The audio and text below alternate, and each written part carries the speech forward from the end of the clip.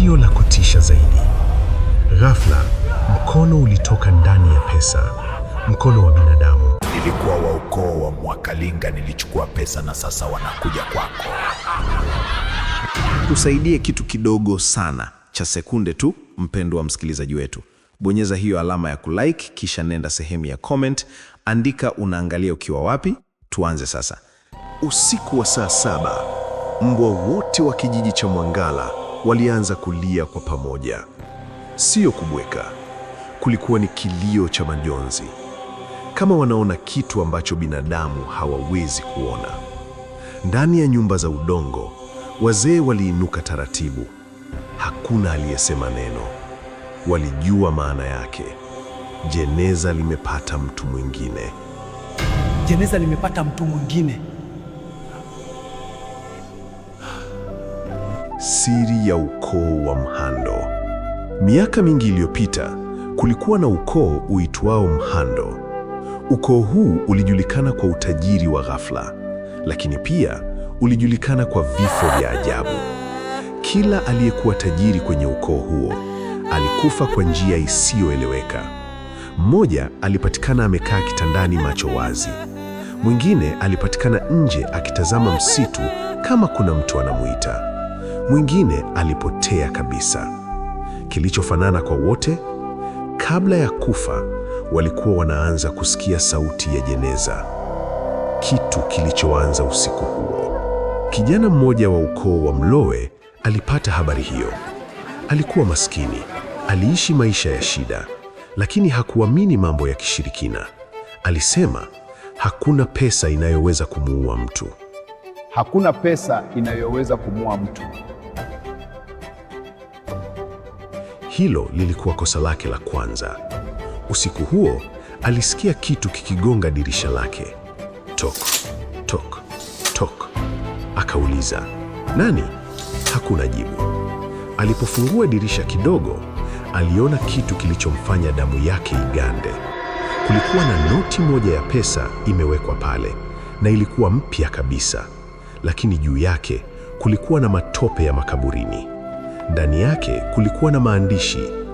Ghafla, upepo mkali ukapita na akasikia sauti nzito nyuma yake. Tulikuwa tunakusubiri. Aligeuka haraka. Hakukuwa na mtu, lakini sakafuni kulikuwa na nyayo za matope zikienda nje. Alijikuta anafuata zile nyayo. Hakujua kwa nini, kama kuna nguvu inamvuta. Kila alipojaribu kusimama, moyo wake ulikuwa unapiga haraka sana, mpaka akahisi atazimia. Msitu ulikuwa kimya kupita kawaida. Hakukuwa na ndege, hakukuwa na wadudu, hakukuwa na upepo. Kimya hicho kilikuwa kibaya kuliko kelele. Ghafla, alisikia kitu kikikimbia pembeni yake. Shh, kama kivuli.